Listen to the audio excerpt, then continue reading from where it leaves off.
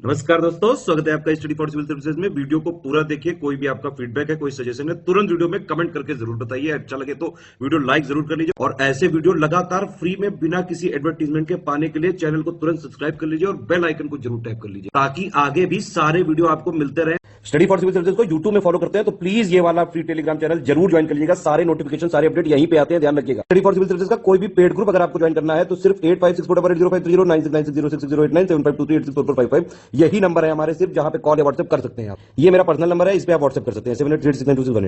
2021 का साल अब अंत होने वाला है। 2021 में बहुत से ऐसे मुद्दे रहे जो लगातार न्यूज़ में रहे। उसमें एक मुद्दा जो था वो क्रूड ऑयल और पेट्रोल से रिलेटेड था। आप जिस भी शहर में रहते हैं, आपने पेट्रोल कभी ना कभी यूज़ करा होगा और लगातार यूज़ कर रहे होंगे। आपको पता होगा पिछले दिनों में किस तरीके से रेट पेट्रोल के इंक्रीज़ हुए हैं लगातार। कुछ रीज़न थे, गवर्नमेंट अपने रेवेन्यू को एक्सपेंड करना चाह रही थी और कुछ एक्सटर्नल रीजंस थे। आपने अभी कुछ दिनों पहले पढ़ा होगा कि इंडिया, यूएसए और चाइना ने मिलकर एक अलायंस फॉर्म किया था जिसमें उन्होंने डिसाइड किया था कि हम अपना जो स्ट्रेटेजिक पेट्रोलियम रिजर्व है उसको रिलीज़ कर देंगे। और ये अलायंस था अगेंस्ट उन कंट्रीज़ के जो पेट्रोल, क्रूड ऑयल प्रोड्यूस करती हैं, जैसे सऊदी अरेबिया, रशिया। तो इस वीडियो में हम बात करेंगे क्रूड ऑयल से रिलेटेड जितने भी स्टैटिक्स हैं, जितने भी इंडिया के इनिशिएटिव्स हैं। इस वीडियो में डाटाज काफ़ी होंगे।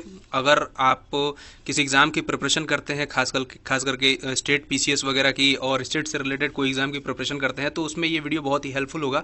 अगर आप इस वीडियो को 1 से 2 बार देख लेंगे तो सारे डाटा आपको अपने आप याद हो जाएंगे। और जब भी हम एग्ज़ाम देते हैं तो उसमें सारे एग्ज़ाम में लगभग एक सेक्शन होता है जिसको हम एनर्जी बोलते हैं। उसका एक सब सेक्शन होता है जिसमें क्रूड एंड पेट्रोलियम आता है। तो आपका वो सारा सब सेक्शन आसानी से तैयार हो सकता है इस अकेले वीडियो के माध्यम से। तो आइए शुरू करते हैं इस वीडियो को। ये वीडियो 2 लैंग्वेजेस में होगा और हिंदी इंग्लिश में प्रिंटिंग होगी इसकी, और मैं हिंदी में इसको एक्सप्लेन करूँगा। तो सबसे पहले हम कुछ ऐसे पॉइंट्स हैं जिनको हम अगर अपने दिमाग में स्टार्टिंग से पहले बैठा ले तो काफ़ी आगे की टॉपिक्स को समझने में आसानी होगी। तो हमारा जो रिफाइनिंग कैपेसिटी है, इंडिया की जो क्रूड ऑयल की रिफाइनिंग कैपेसिटी है वो है 260 मिलियन मैट्रिक टन। आप मिलियन मैट्रिक टन अगर नहीं समझ पा रहे हैं तो उसको आपको ज़्यादा समझने की ज़रूरत भी नहीं, बस आप ये नंबर ध्यान रखिए, 260 मिलियन मैट्रिक टन।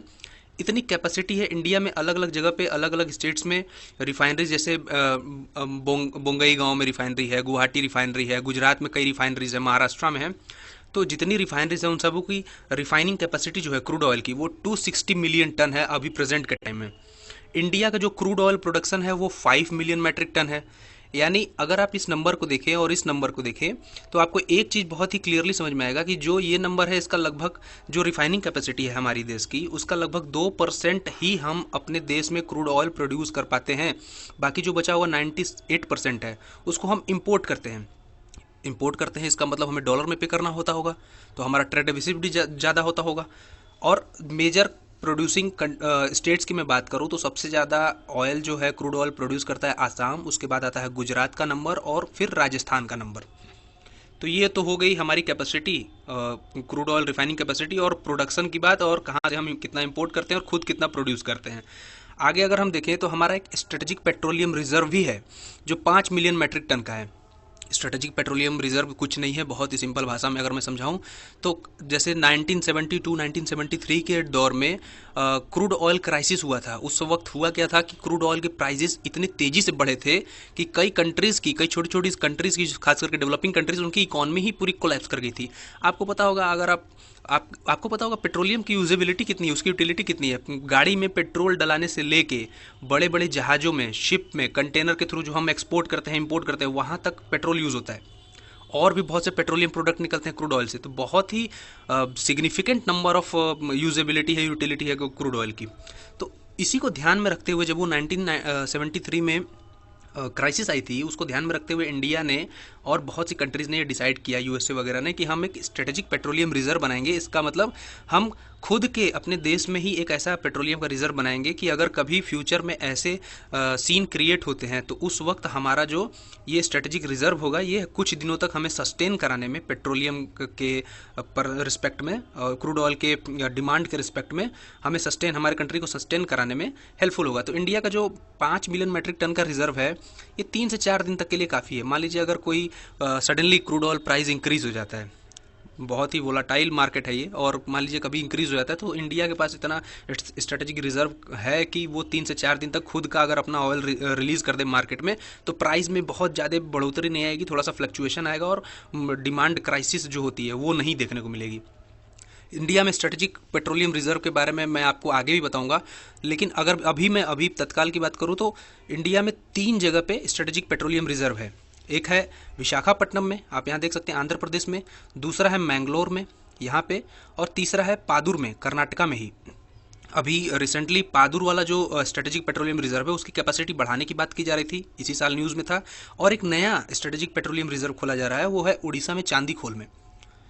तो कुल मिला जुला के अगर ये चारों ऑपरेट हो गए और चारों में पेट्रोल और क्रूड ऑयल भर दिया गया तो हमारी लगभग 10 दिन की कैपेसिटी हो जाएगी कि अगर मार्केट में क्रूड ऑयल की प्राइस बढ़ते हैं तो हम इसको अगर रिलीज़ कर देंगे अपने स्ट्रेटेजिक पेट्रोलियम रिजर्व को, तो 10 दिन तक इंडिया जैसे बड़े देश का काम आसानी से चल सकता है। ये कुछ डाटा है जिसको मैं आपको शो करना चाहता हूँ। ये डाटा, इस पे नंबर से आप मत जाइएगा, बस केवल आप इतना देखिए कि प्राइवेट सेक्टर और गवर्नमेंट सेक्टर कितना ऑयल प्रोड्यूस करते हैं, क्रूड ऑयल प्रोड्यूस करते हैं इंडिया में। जो भी कंपनियां हैं, ओएनजीसी है, आईओसीएल है, बीपीसीएल है, एचपीसीएल है, प्राइवेट कंपनियां हैं जैसे आपके अडानी हो गए, फिर उसके बाद रिलायंस हो गए, तो इनका परसेंटेज क्या है, इनका रेशियो क्या है प्रोड्यूस करने का। तो आप देखेंगे कि जो पब्लिक सेक्टर अंडरटेकिंग्स हैं जैसे ओएनजीसी, आईओसीएल वगैरह हो गई, तो इनका टोटल क्रूड ऑयल प्रोडक्शन में कंट्रीब्यूशन करीब 80 to 90% का है। आप यहाँ फाइनेंशियल 2022 का अगर डाटा देखें तो इन्होंने 80 to 90% क्रूड ऑयल प्रोडक्शन किया कंट्री में। उसके बाद जो बचा 15-20% वो प्राइवेट कंपनियां करती हैं। ये कुछ इंपोर्ट का और डोमेस्टिक ऑयल प्रोडक्शन का डाटा है। आप अगर देखें तो लगातार हमारे पिछले 3-4 सालों में क्रूड ऑयल इंपोर्ट और डोमेस्टिक प्रोडक्शन दोनों घटते गए हैं। ये ऑरेंज जो बार है, ऑरेंज कलर के बार्स, ये शो करते हैं कि कितना इंपोर्ट हुआ है। तो आप देखिए फाइनेंशियल 2022 में ऑयल इंपोर्ट जो है बहुत घटे हैं। हालांकि ये अक्टूबर तक का डाटा है, लेकिन 4 महीने बचे हुए हैं फाइनेंशियल ईयर को एंड करने में, और मुझे नहीं लगता कि ये फाइनेंशियल ईयर 2021 के ग्राफ को क्रॉस कर पाएगा।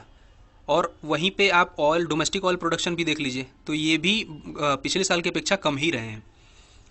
फिर ये मैप है इंडियन रिफाइनरीज के। अगर आप इसको मगअप कर लेते तो ट्रस्ट में हर साल किसी न किसी पेपर में कुछ ना कुछ क्वेश्चंस इन रिफाइनरीज के लोकेशन से, इनके ओनरशिप से रिलेटेड क्वेश्चन आते रहते हैं। तो अगर आप इनको मगअप कर लेते हैं तो आप समझिए आपका एक सेक्टर जो है प्रिपरेशन का वो कंप्लीट हो गया।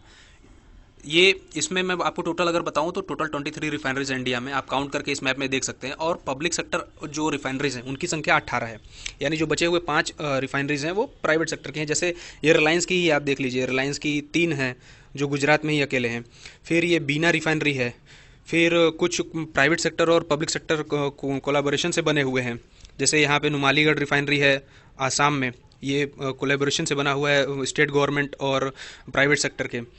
फिर भटिंडा रिफाइनरी है, समझ रहे हैं। यूपी में आप अगर देखें तो एक ही रिफाइनरी है जिसका नाम है मथुरा रिफाइनरी, और यहीं पे एक हाइड्रोजन पावर प्लांट भी लगाया जा रहा है ओएनजीसी के द्वारा, आईओसीएल के द्वारा, माफ़ करिएगा। अब थोड़ा चैलेंजेस की बात कर लेते हैं। क्रूड ऑयल से रिलेटेड हमारी कंट्रीज़ में क्या क्या चैलेंजेस है, हमारे गवर्नमेंट को डे टू डे क्या चैलेंजेस फेस करने पड़ते हैं। देखिए सबसे पहला चैलेंज जो है वो मैं आपको बताऊंगा डोमेस्टिक प्रोडक्शन का है। जो हमारा domestic production in terms of crude oil बहुत ही कम है। आप अगर नेबरिंग कंट्रीज़ को देखें जैसे चाइना वगैरह हो गया, तो यहाँ पे क्रूड ऑयल बहुत ही हाई अमाउंट में, हाई क्वांटिटी में प्रोड्यूस किया जाता है। हालांकि चाइना भी बहुत बड़ा इंपोर्टर है क्रूड ऑयल का, लेकिन उसका डोमेस्टिक प्रोडक्शन भी बहुत ज़्यादा है। हमारे यहाँ ऐसा नहीं है कि बहुत ही कम है, हालांकि बगल की कंट्री से, चाइना वगैरह से बहुत कम रिजर्व्स हैं, लेकिन जितना भी रिजर्व है उसको हमने कम्प्लीटली रियलाइज़ नहीं किया है अभी तक। और भी ज़्यादा प्रोड्यूस कर सकते हैं हम अगर उसमें ठीक से इन्वेस्ट किया जाए, इंफ्रास्ट्रक्चर वगैरह डेवलप की जाए और टेक्नोलॉजी इंटरवेंशन किया जाए तब। फिर डिपेंडेंस है हमारा फॉरेन कंट्रीज़ पर। आपको मुझे क्वेश्चन का आंसर करना होगा, वो ये है कि हमारा जो सबसे ज़्यादा क्रूड ऑयल इंपोर्ट होता है वो किस कंट्री से होता है। आप मुझे कमेंट बॉक्स में बता सकते हैं। तो बहुत सी कंट्रीज हैं जिनसे हम क्रूड ऑयल इंपोर्ट करते हैं, और जैसा कि मैंने आपको बताया 98% क्रूड ऑयल जो डिमांड है हमारी कंट्री की वो फॉरेन कंट्रीज ही पूरा करती हैं।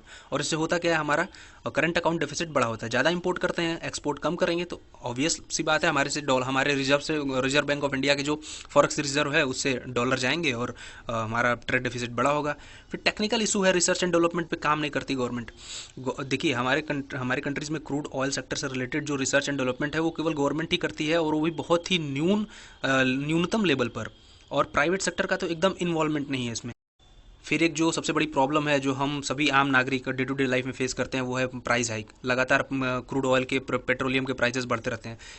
एक नेक्स्ट प्रॉब्लम जो आज के पिछले एक दशक में देखी जा रही है वो है पोल्यूशन। पहले इन सब चीज़ों पे हालांकि जानकारी तो सबको थी लेकिन कोई इतना स्ट्रेस नहीं देता था इन सब टॉपिक्स पे, लेकिन आज ये टॉपिक्स काफ़ी रिलेवेंट हो गए हैं। और पोल्यूशन क्रूड ऑयल और पेट्रोलियम इंडस्ट्री बहुत ही हाई लेवल पे कॉज कर रही है और इसके लिए अल्टरनेटिव देखा जा रहा है, जैसे सोलर पावर वगैरह और इलेक्ट्रिक बैटरीज वगैरह जो कार वगैरह में यूज़ होती है। आजकल बहुत से ऐसे वाहन आ गए हैं जो इलेक्ट्रिक बैटरी पे चलते हैं।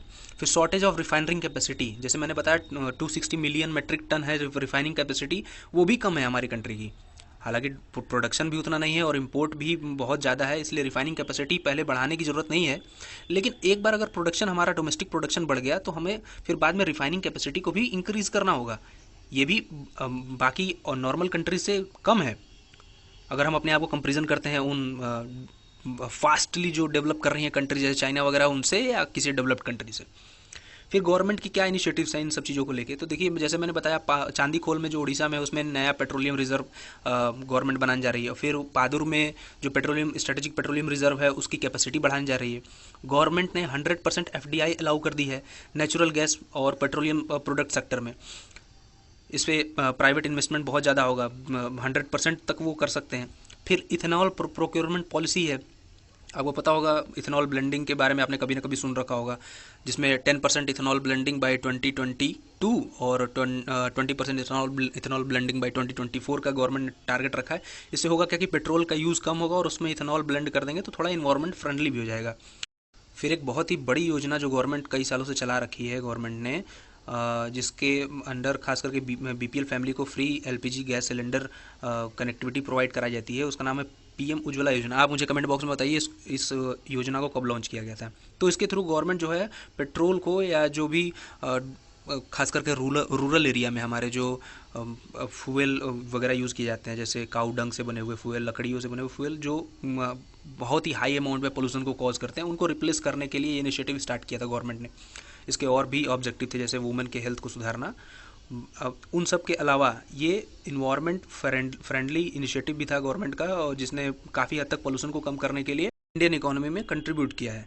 फिर एक नेक्स्ट इनिशिएटिव है तापी, जिसको हम बोलते हैं, इसका नाम है Turkmenistan, Afghanistan, Pakistan and India gas pipeline है ये बेसिकली। इसके लिए कई सालों से नेगोशिएशंस चल रहे हैं और गवर्नमेंट लगातार इस पर काम कर रही है।